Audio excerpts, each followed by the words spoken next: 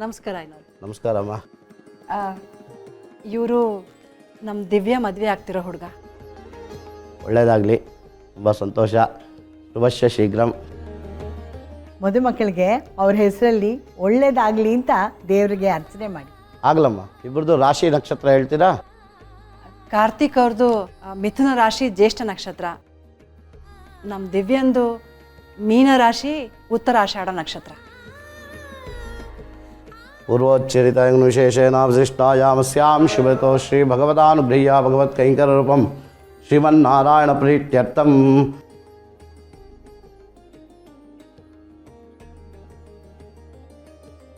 ದೇವ್ರೆ, 1000 ಸುಳ್ಳು ಹೇಳಿ ಒಂದು ಮದುವೆ ಮಾಡು ಅಂತಾರೆ, ಆದರೆ ನಾನು ಸುಳ್ಳು ಹೇಳದೇ ಇದ್ರೂ ಸತ್ಯನ ಮುಚ್ಚಿಟ್ಟಿದ್ದೀನಿ.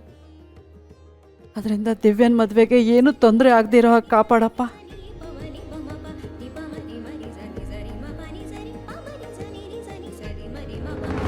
ಈ ಪೂಜೆ ಕೊಟ್ಟ ಕಾಯಿ ಹಾಳಾಗೋಗಿದೆ.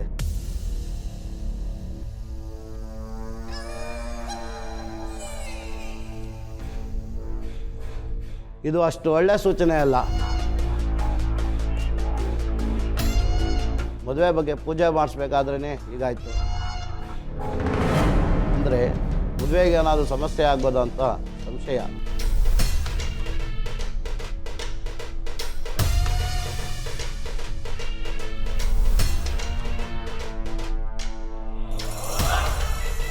ಅರ್ಚಕ್ರೆ,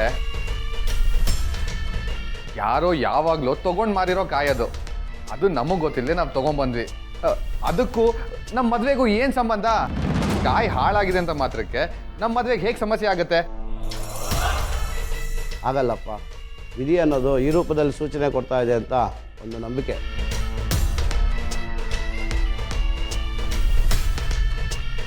ಅಲ್ವಾ? ಅದೇ ರೀತಿ ನಮ್ಮ ಮನಸ್ಸು ಹೃದಯ ನಮ್ಮ ಮದುವೆ ಚೆನ್ನಾಗಾಗತ್ತೆ ಅಂತ ಸೂಚನೆ ಕೊಟ್ಟಾಗಿದೆ. ಇದು ನಮ್ಮ ನಂಬಿಕೆ. ಅರ್ಚಕ್ರೆ, ಇವಾಗ ನೀವು ಒಳ್ಳೆ ಮನಸ್ಸಿಂದ ದೇವರಿಗೆ ಮಂಗಳಾರತಿ ಮಾಡಿ ನಮಗೆ ಪ್ರಸಾದ ತಂದ್ಕೊಡ್ತೀರಾ ಪ್ಲೀಸ್? ಸರಿನಪ್ಪ.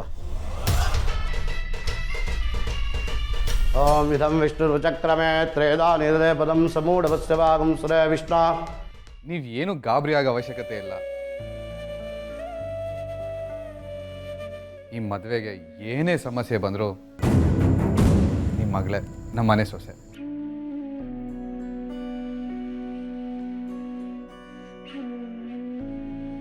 ಯಾರೇ ಅಡ್ಡ ಬಂದರು, ಯಾಕೆ ಆ ದೇವರೇ ಅಡ್ಡ ಬಂದರು, ನಿಮ್ಮ ಮಗಳಿಗೆ ತಾಳಿ ಕಟ್ಟದ್ ನಾನೇ. ಇದಕ್ಕೆ ಆ ದೇವರೇ ಸಾಕ್ಷಿ. ಶ್ರೀಯಕಾಂತಾಯ ಕಲ್ಯಾಣಾನಿದೇರ್ತಿನಾಂ ಶ್ರೀ ವೆಂಕಟನಿವಾಸಾಯ ಶ್ರೀನಿವಾಸಾಯ ಮಂಗಳಂ ಮಂಗಳಂ ಕೌಸಲೇಂದ್ರಾಯ ಮಹನೀಯ ಗುಣಾತ್ಮಜೇ.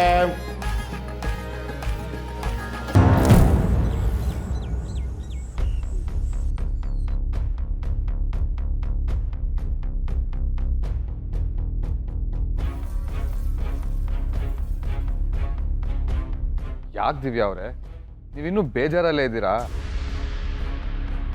ಓ, ಆ ಕಾಯಿ ವಿಷಯ ಇನ್ನೂ ನಿಮ್ಮ ತಲೆಯಿಂದ ಹೊರಗಡೆ ಹೋಗಿಲ್ವಾ?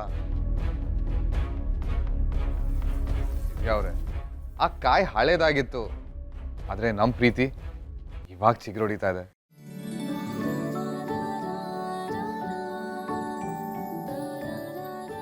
ಆ ಅರ್ಚಕರು ಅವ್ರ ತಲೆಯಲ್ಲಿರೋ ಮೂಢನಂಬಿಕೆ ಎಲ್ಲ ನಮ್ಮ ತಲೆಗೆ ತುಂಬಿಸೋಕೆ ಪ್ರಯತ್ನ ಪಟ್ರು.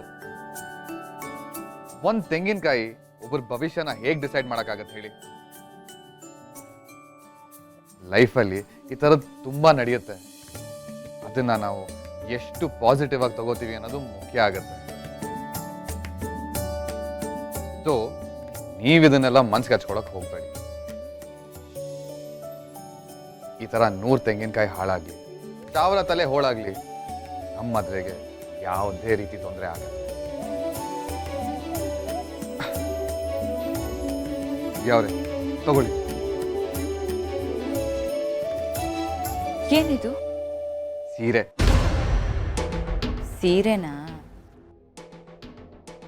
ಥ್ಯಾಂಕ್ಸ್. ದಿವ್ಯಾ ಅವರೇ, ನೀವು ಪದೇ ಪದೇ ಈ ರೀತಿ ನನಗೆ ಥ್ಯಾಂಕ್ಸ್ ಹೇಳಬಾರ್ದು. ಪ್ರೀತ್ಸ್ ಅವ್ರ ಮಧ್ಯೆ. ಸರಿ ಬಿಡಿ, ಇನ್ ಮುಂದೆ ಹೇಳಲ್ಲ. ದಿವ್ಯಾ ಅವರೇ, ಇಫ್ ಯು ಡೋಂಟ್ ಮೈಂಡ್, ಸ್ವಲ್ಪ ಹೊತ್ತು ನಾನು ನೀವು ಇಬ್ಬರೇ ಆಚೆ ಸುತ್ತಾಡ್ಕೊಂಬರೋಣ?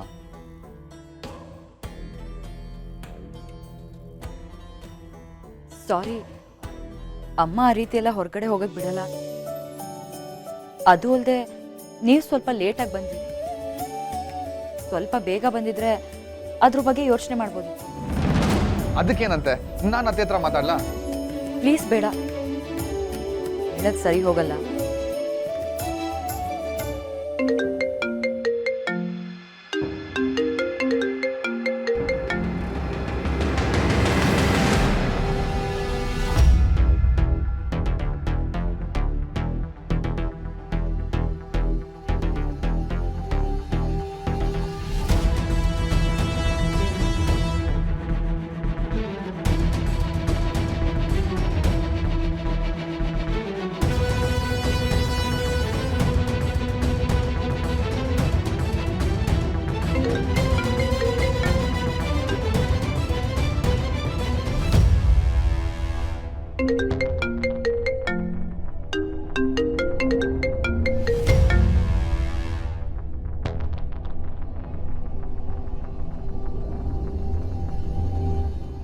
ಯಾರೋ ಪದೇ ಪದೇ ಕಾಲ್ ಮಾಡ್ತಾ ಇದ್ದಾರೆ. ಏನಾದರೂ ಎಮರ್ಜೆನ್ಸಿ ಇರ್ಬೋದೋ ಏನೋ.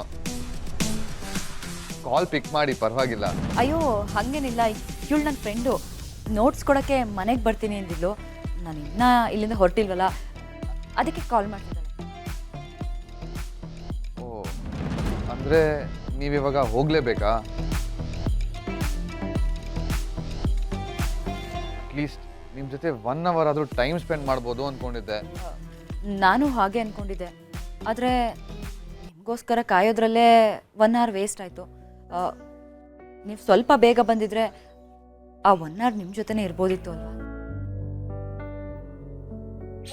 ಅಮ್ಮ ಅಜ್ಜಿ ನನಗೋಸ್ಕರ ಕಾಯ್ತಿದ್ದಾರೆ. ದೊಡ್ಡೋರ್ನ ಕಾಯಿಸೋದು ಸರಿಯಲ್ಲ. ಸಾರಿ, ಪ್ಲೀಸ್ ಡೋಂಟ್ ಮೈಂಡ್. ಸಾರಿ, ಬಾಯ್.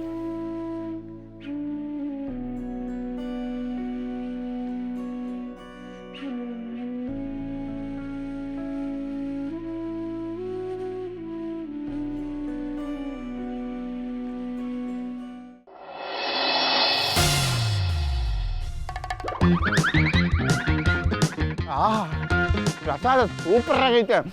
ದೇವಸ್ಥಾನ ಬಂದಿದ್ದಕ್ಕೂ ಜಾಸ್ತಿ ಆಗಲಿಲ್ಲ, ಟಿಫನ್ ಉಳ್ಕತ್ತು.